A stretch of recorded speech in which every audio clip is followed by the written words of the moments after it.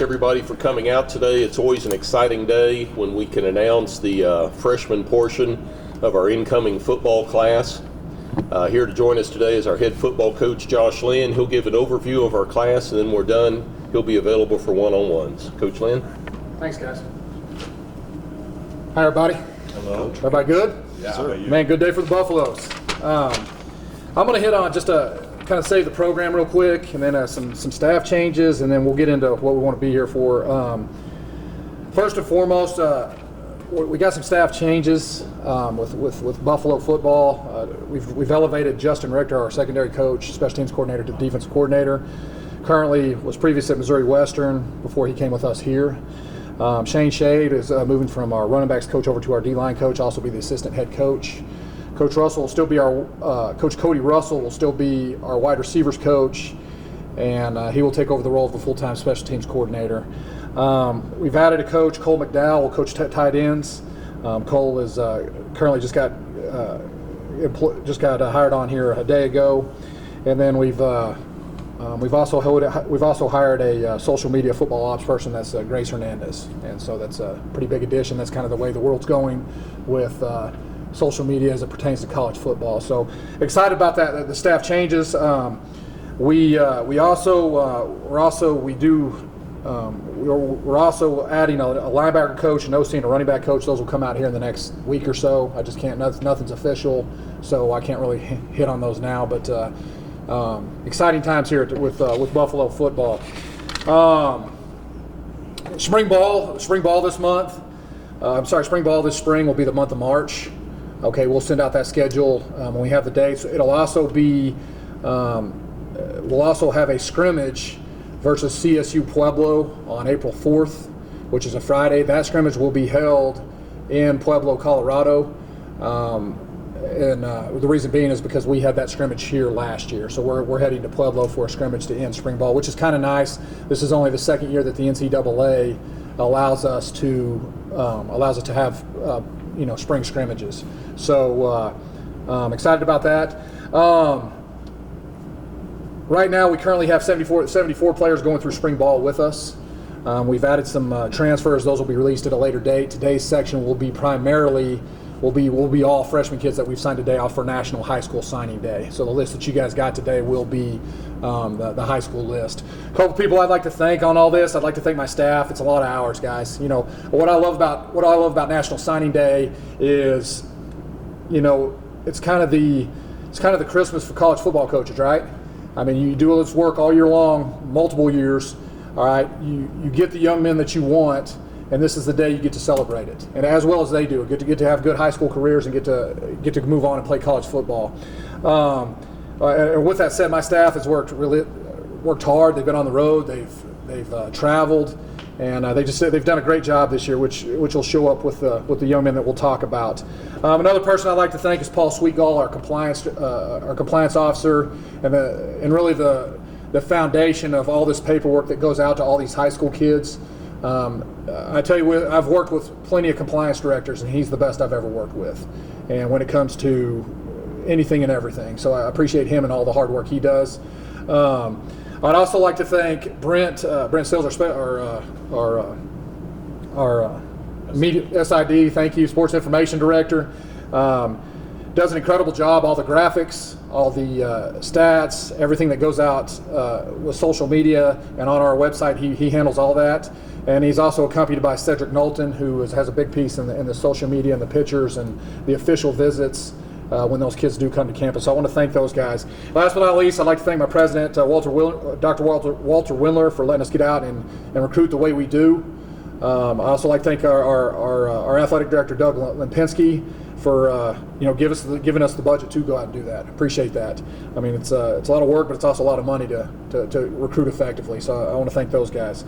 Going through today, all right, we currently have 33 young men signed up today. We have one out there, straggler, just hasn't got his parents to sign the paperwork yet. We'll report him later. The breakdown goes down like this. DBs, we have 5 defensive backs. We signed 5 defensive linemen, 3 inside linebackers, 6 wide receivers, 2 kickers, 4 quarterbacks, 1 running back, 3 tight ends, and 29 from the state of Texas and 3 from the state of New Mexico. If there's a couple things I can hit on this class, look at the size, look at the length. Okay, there's not very many young men on there that are 6'2" and lower. All right, I'm talking at every position. All right, we put an emphasis on length. If you look at the offensive line class that we signed, highlighted by Braden Robinson, Cody Cartwright, Noah Newman, Tristan Voa, and Ty Hughes, they're massive individuals, and they're only going to get bigger and stronger. And I also like to put on that all Texas kids. If you look at the defensive back room, once again, the emphasis on length. We felt like with this class we needed to get rangier with our defensive backs. To compete with the big, large receivers of the Lone Star Conference, you got to have a little bit longer DBs, and so that was an emphasis for us on that. Inside linebackers, we signed 3 young ones. Specialists, we felt going into the spring we needed to have a couple good young specialists. That position hasn't been what we wanted it to be in the last 2 years. There will be a transfer added here later on in the spring. But another goal for us moving through this spring was to make sure that we have good competition in that room, to make sure that we're handling our business with that spot, which has hurt us in the last 2 years. Quarterbacks, signed 4 freshman quarterbacks. Another thing too, we're gonna add we're gonna add 2 transfers here, along with the young men that we got on our roster right now. There will be a good competition for the quarterback position come this spring, moving into the fall. Next thing is, if you look at I know we got some local cameras here. 1, 2, 3, 4, 5, 6, 7, 8, 9. Really 9 local kids. A couple of the young men I'd like to highlight here with the local kids. Braden Massengale, defensive tackle out of Canyon Randall, we thought was one of our better prospects on the board this year. Length, only 17 years old, just incredible, can move extremely well. Really fired up about him. Drew Cox, the Lubbock Friendship kicker. We felt like he was one of the best kickers that we had at camp. You look at Lucas Jarnigan, he's an athlete out of Idalou. Lucas came in camp this year and really ran well for us, and that's what really put us onto him. Also a really good basketball player down there in Idalou. We also signed Nash Dunham out of Amarillo High. If you guys know anything about Nash, he's Coach Dunham's son. I believe he's 6. You guys might have to correct me. 6'9", 6'10". Okay, he's only played really. He hasn't been healthy. Really, this is really only his first year of football. But his upside's incredible, and we're really excited. We're really excited about him. A young man that we came on late was Eric Jones. Eric Jones is a 6'4", 185-pound receiver out of Levelland. Really sold us on Eric is the way he plays basketball. A lot of them basketball players turn into pretty good football players, and he was also a really great football player. But I'm excited about him when you talk about the local kids. The 2 local kids, Kenny Kidd, Trip Wright, and Boston Bell, will also join us. I'm excited about both of those additions. Guys, moving forward into this spring, and with the signees that we've had, we're right where we need to be as a football program. We come in the first year, we're 3-8. Okay, this next year we were 5-6. We have a great nucleus coming back. The transfer portal has hit us, but it hasn't hit us as hard as some other teams. Okay, our roster, like I told you before, we're going through spring with 76 players, which is a little bit lower. The big reason for that is because we graduated a lot. 35, close to 35 young men walked on senior day this fall, and that's a good thing. And that also allows money for us also as we move forward here in the spring. So you'll see some additions with transfers and things like that as we move along. I'm excited about this class. I was talking with my coaches earlier this morning once we got everybody in, or this afternoon, and I really do believe that this class is probably the longest class that I've ever signed at all positions, with the length and the size and all that said. With that said, guys, I'm excited to move forward into spring. I'm extremely happy with the young men we have in our football program. And I will say this: it's time to get going. We've got, this whole deal of a rebuild is over, right? It's time for the Buffaloes to turn the knob a little bit, and we've got the pieces in place moving forward to help us do that. So it's I'm extremely happy where the program is, and I'm extremely happy to get going for spring. Extremely happy about this class, and I'm ready to get going, coach a little football here in the spring. So, questions? What did you feel like was the biggest need for you guys coming into this recruiting class? I think with the transfer, with the transfer portal in that situation, I think quarterback was probably our biggest need. The next thing, if you look at what we've done, and the players that we had, JT Cavender's played here for I can't remember 10 years. All right, he's a big loss, and so we felt that moving forward, we have good young linebackers in the program. However, that's a position that we feel that we needed to fill with both young guys and some older guys. And so linebacker. The next position a need for us, and I'll say it, is the kicker position. You know what I'm saying? We haven't done what we needed to do on special teams when it comes to field goals. And so that was a need for us. Last thing is, too, I think anytime you can add depth and length and size on your defense and offensive fronts, you better do it on any level. And so, as our needs goes, I think that's that's what we thought of when we went into this signing class. You kind of touched on the quarterback position. Yep. Is the idea when bringing in 4 high school players, you mentioned 2 transfers, bringing in the 6, is the idea to have those guys battle it out and kind of the cream rise to the top? Well, and the only the great thing about any sports is the young man that goes in there and competes and works the hardest and leads, especially at the quarterback position. There's that's and once again the cream will rise to the top, right? And and I'm not saying we have a couple guys in our program right now. Sean Johnson started 5 games for us. Knox Porter's another good kid from Salina, a good redshirt freshman, and those guys will be right in the mix too. I mean, it's we're in a good spot when it comes. But yes, absolutely, let's get enough guys and let's go find one. When you say turning it up a notch, yeah. I like the phrase. What do you mean exactly? Well, I think we got to look at. Obviously 5 and 6 isn't where we want to be, right? Right. And when you rebuild a program, when you rebuild a program, it takes time. And I think these last couple of years we've been competitive in games, but we haven't been anywhere where we need to be. And so when we turn it up a notch, I think you got to look at we got to go in there, we got to compete better. And so I guess that's turning up the notch a little bit. So how does this class allow you to do that?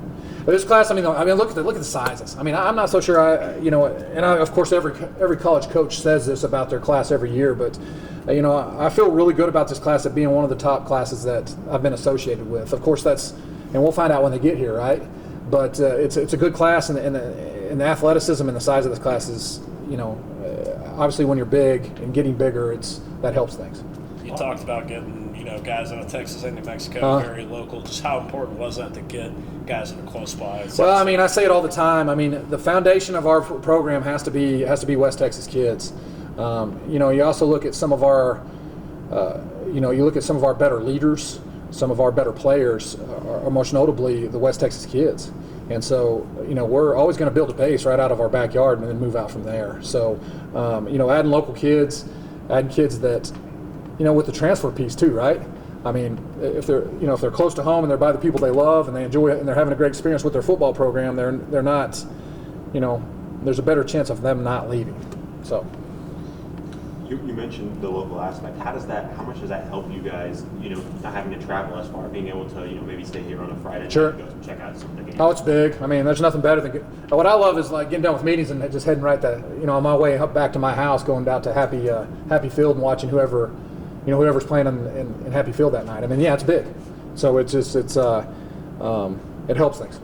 Josh, to get things going in the spring, you're looking for a knockdown, drag-out type spring, learning spring. What do you want done this spring? Yeah, great question. Knockout, drag-out, right? The only way we're going to get to where we need to be is we go out there and work. And with that said too is we're going to be implementing a new offensive coordinator. Our defensive coordinator has been here, but there'll also be some tweaks there. And so the only way we get better is we go out there and work, and we get after each other. And it's obviously you got to stay healthy. Don't get me wrong, but I'm excited in that regards. Let's go out, let's compete, and let's get better. You mentioned the scrimmage in Pueblo. Will there still be a maroon-white game as well? What's that? There will be a maroon-white game. Good question. March 31st. Okay. How difficult is it, or how do you sell some of these high school prospects on WT when Right. you don't have that offensive coordinator in place yet? Okay, I mean, it's first of all, I mean, you build relationships with these kids. Another thing too is, with the offensive coordinator piece, is, we're still gonna do similar to what we have done. Okay, so I mean, we build relationships, we give them an idea of what we're going to do, and the big thing is, I'll say this about West Texas. West Texas sells itself. You know what I'm saying? Obviously, so, and relationships. Relationships. How have you built some? How has your time here helped you build relationships? But it's a lot better. Like you roll in that first year, you don't get the full year, 2 years with these guys building relationships and the recruiting piece, right? So, I mean, just being here a couple years, that helps us move forward and really, visit with guys. Another thing, what it does, our summer camps are huge. A lot of these young men were in our summer camps. You get to see them move around, and just getting to see those guys through that aspect, that helps. As opposed to just watching film and seeing them in person and whatnot. But actually, being able to see these young men move around in person, that helps us. Have you gotten to develop a relationship with the local coaches? I guess. Absolutely, great coaches, man. Coach Winfrey, Coach Coach Sherwood, Coach Cummings, Dunham, Plunk, all the guys in Lubbock have been outstanding, right? As well as my coaches in DFW. I mean, there's not a better group of guys, I'll tell you that, than the area coaches around here. Year 3